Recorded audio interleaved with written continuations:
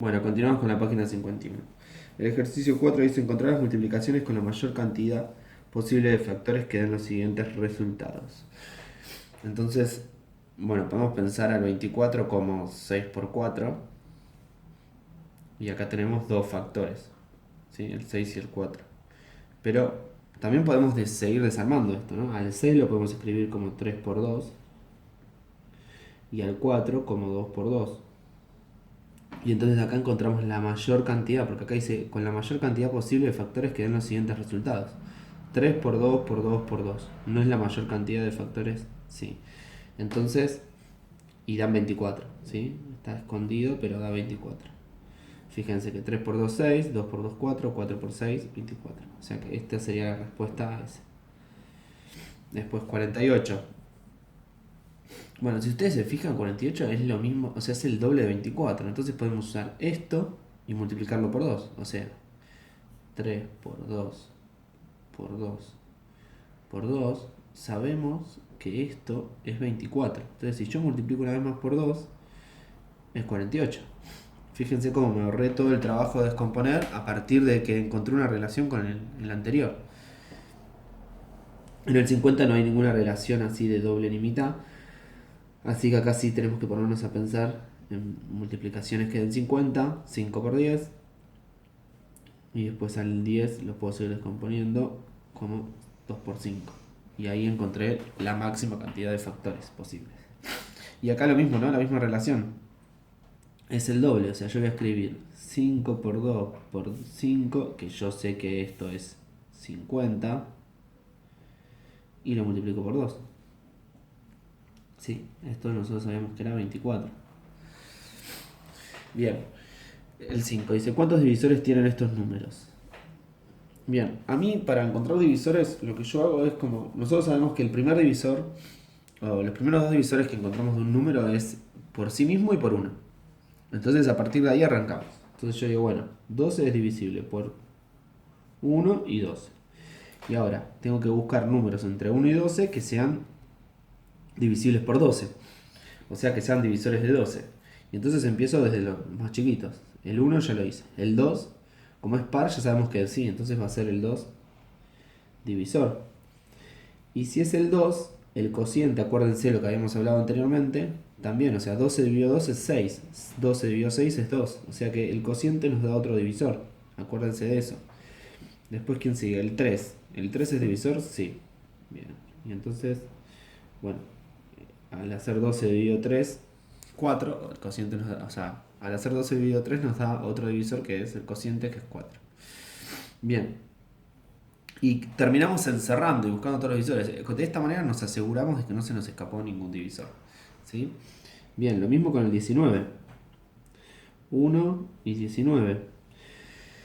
Y en este nos damos cuenta rápidamente, porque nosotros venimos trabajando con las tablas del 1 al 10, no las sabemos así de taquito, entonces no encontramos que el 19 no aparece en ninguna de las tablas, ¿sí? Fíjense, el 2 no, el 3 tampoco, el 4 tampoco, el 5 tampoco, el 6 tampoco, el 7 tampoco, el 8 tampoco, el 9 tampoco, el 10 tampoco. Ya si el 10 no apareció, es imposible que aparezca un número más grande de la mitad, ¿no? De 19. Bien, o sea que estos son los dos divisores que tiene. ¿Cuántos divisores tienen estos números? En este caso tiene 2. En este 1, 2, 3, 4, 5, 6. 6 divisores, 2 divisores. Bien, lo mismo hacemos acá. 1 y 44. Como es par, ya sabemos que 2 también. Y fíjense que al encontrar el 2, encontramos el 22. Y ya queda más acotado. O sea, digo, ahora tengo que buscar divisores entre 2 y 22. Antes estaba buscando entre 1 y 44. Ahora entre 2 y 22. Entonces me fijo. ¿El 3 es divisor? No. ¿El 4? Sí. El 4 nos da 11. Fíjense que ahora tengo que buscar divisores entre 4 y 11. O sea, voy acotando y voy encerrando a los divisores que puedo llegar a encontrar. Entonces ahora puede haber un divisor entre 4 y 11. Ahora tengo que preguntarme eso, si hay un divisor más entre 4 y 11. El 5 no, el 6 tampoco, el 7 tampoco, el 8 tampoco, el 9 tampoco y el 10 tampoco. Entonces son estos los divisores. 1, 2, 3, 4, 5, 6. 6 divisores. Bueno, el 1 tiene un solo divisor que es por sí mismo. o sea que la respuesta es un divisor. El 80, bueno, empezamos, ¿no? 1 y 80, 2 y 40, el 3 decimos que no, ¿sí? 80, el 3 no, dijimos, pero el 4 sí, que es 20. Y fíjense, ¿no? Volvemos a acorralar divisores, o sea, ya encontramos todos estos divisores y ahora nos quedan por encontrar entre 4 y 20. El 5 sí, 5 sí, que es 5, 80 dividido 5 es 16, ¿sí? ¿Por qué 80 dividido 5 es 16? Porque 50 dividido 5 es 10 y 30 dividido 5 es 6. 10 más 6, 16. Ahora entre 5 y 16 tengo que buscar divisores. El 6 no, el 7 tampoco, el 8 sí. Y fíjense que el 8 viene acompañado del 10, o sea que el único que queda para preguntarnos si es divisor es el 9 y no. En total tenemos 1, 2, 3, 4, 5, 6, 7, 8, 9, 10 divisores. Bien.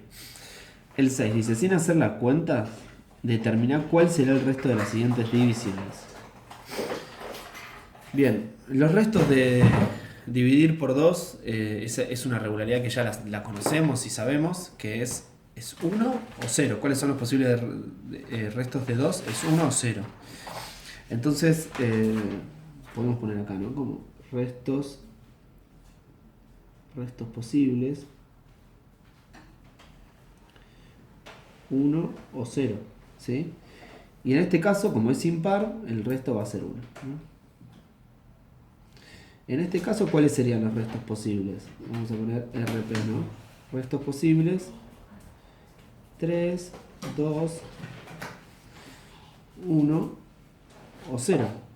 Entonces lo que tenemos que pensar es cuáles podrían ser, qué restos posibles pueden ser dentro de estos. Y fíjense que es impar, entonces el resto puede llegar a ser o este, ¿sí? Ahí ya, porque si fuese par, lo que tenemos que preguntarnos es si es este o este el resto, ¿sí? Pero como es impar, ya sabemos que es 3 o 1. Ahora nos falta darnos cuenta de eso. Y acuérdense del criterio de visibilidad del 4, que decía que había que mirar las dos últimas cifras, ¿sí? Entonces podemos decir que no es divisible y a su vez el resto va a ser 1, ¿sí? ¿Por qué? Porque 21 dividido 4, el resto es 1. Bien, en este caso le voy a restar, los restos posibles acá serían 4, 3, 2, 1 o 0, ¿sí? Entonces le voy a restar 5 a 8, que me da 3. Entonces el resto de este va a ser igual a 3, ¿sí? Porque termina en 5 o en 0. Entonces como acá lo más cercano, o sea, el número más cercano terminado en 5, sin pasarse de 68, de 2168, es 2165. Entonces le resto 2165, yo le resté 5 para acotar la respuesta, es 3. Dividido, bueno, acá sabemos que 30.000 es divisible por 3, 3.000 es divisible por 3, 300 es divisible por 3, 30 es divisible por 3 y 4, solo tengo que pensar en 4 dividido 3. Y acá el 4 dividido 3, el resto es igual a 1. ¿Sí? Bien, fíjense que según el número que nos dan, nosotros frente a las herramientas, por eso es importante esto de ampliar el repertorio de cálculos, porque yo, fíjense que el 33.334 me di cuenta rápidamente que el 30.000 es divisible por 3, el 3.000 es divisible por 3, el 300 es divisible por 3 y el 30 es divisible por 3. Me quedó acotado a 4 dividido 3. Entonces, porque yo tengo un repertorio amplio, me da la posibilidad de resolver mucho más rápido algunos problemas. ¿Qué números primos hay entre el 1 y el 30? Y entonces, antes de pensar esto, dice, a los números naturales que tienen exactamente dos divisores, ese mismo número, y el 1 se lo llaman números primos. Por ejemplo, 3, 11, 19 son primos. El número 1 no es primo porque no tiene dos divisores. El 12 no es primo porque tiene más de dos divisores, ¿sí? Esto es importante, digo, para definir los números primos, por lo general cometemos el error de decir que los números primos son los que son divisibles por sí mismo y por 1, y entonces ahí estamos incluyendo al 1. ¿Por qué? Porque el 1 es divisible por sí mismo y por 1. La única diferencia es que es un solo divisor, porque justamente coincide el de por sí mismo y el 1. Entonces es importante cuando nosotros definimos número primo, lo primero que tenemos que decir es que tiene exactamente dos divisores. Y después de decir eso, podemos decir que son esos dos divisores siempre son por sí mismo y por uno, ¿sí? Pero tenemos que decir primero que tiene dos divisores. Bien, entonces buscamos números primos entre 1 y 30. El 2 por sí mismo y por 1. El 3 por sí mismo y por 1. El 4 es por sí mismo por 1, pero también por 2. Así que no es primo. El 5, sí. El 6 es por sí mismo por 1, por 3 y por 2. O sea que no. El 7 sí. El 8 o sea, es divisible por sí mismo por 1, pero también por 2 y por 4. O sea que no. El 9 es divisible por sí mismo por 1, pero por 3 también. Así que no. El 10 tampoco. El 11, sí. El 13. El 15 no. Fíjense que ya no pienso en los números pares, porque los pares van a ser siempre divisibles por 2. El único número par que es primo es el 2, porque después los otros pasan a ser divisibles también de por sí mismo y por 1, por 2. Entonces ya los pares no los tengo en cuenta. Y empiezo a mirar impares. El 15 está en la tabla del 3, olvídate. El 17 no aparece en ninguna tabla, es por sí mismo y por 1. El 19, el 21 es divisible por 7 y por 3. El 23 no aparece en ninguna tabla. El 25 es divisible por 5, además de por sí mismo y por 1. El 27 es divisible por 3, así que además de divisible por sí mismo y por 1. El 29 es divisible por sí mismo y por 1 y no aparece otro.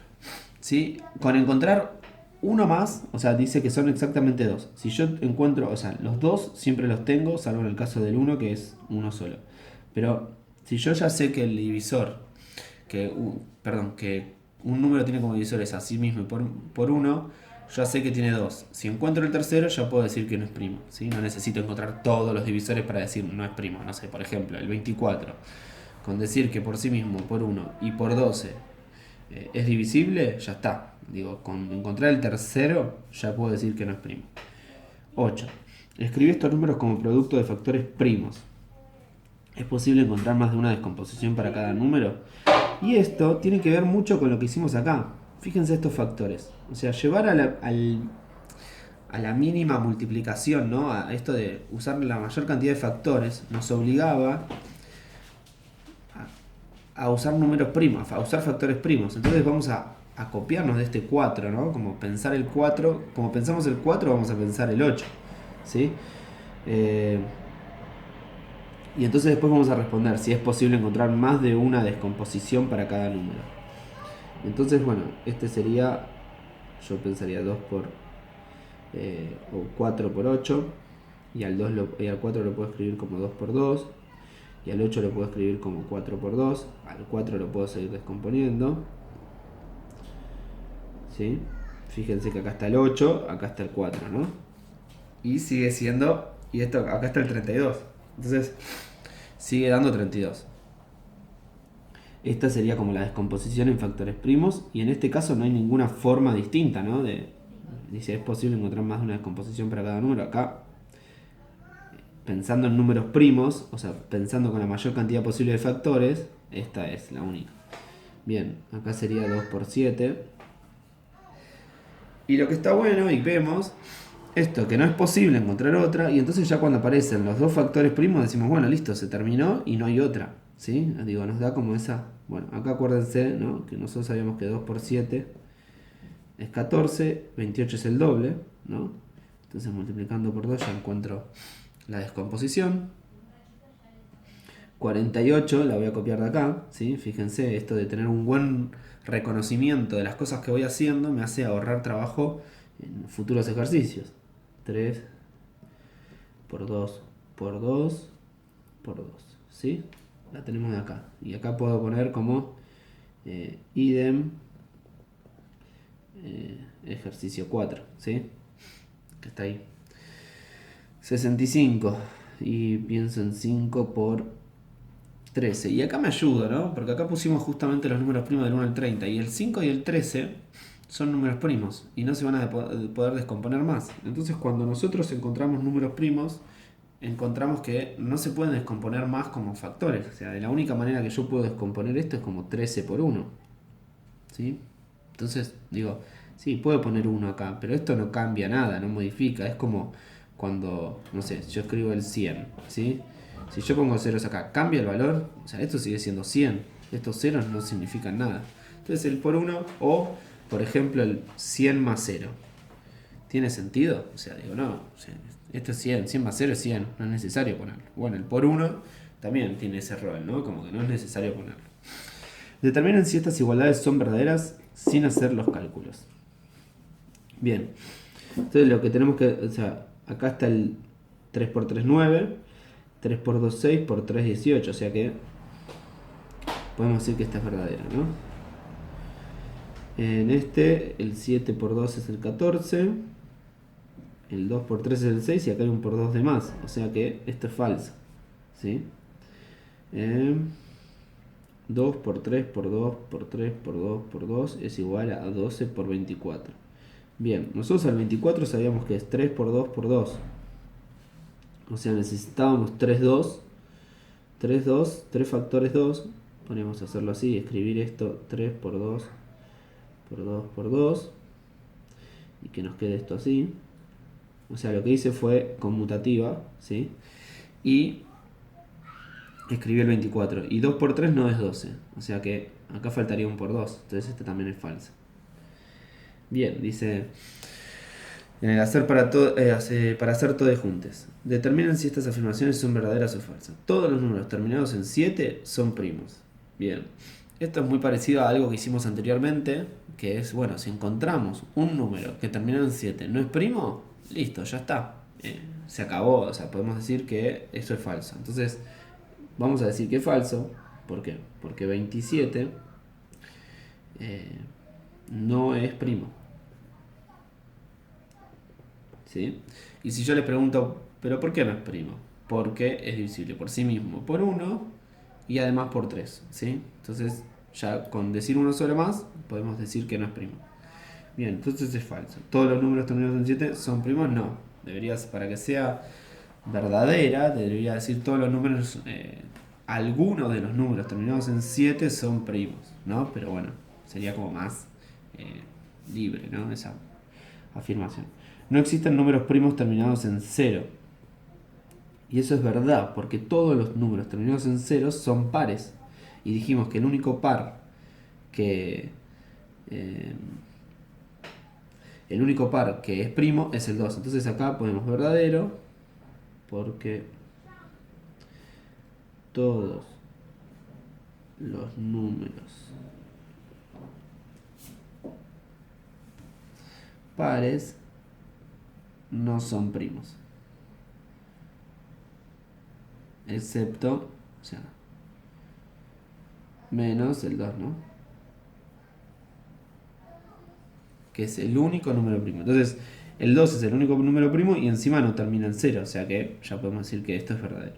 No existen números terminados en 5 que sean primos.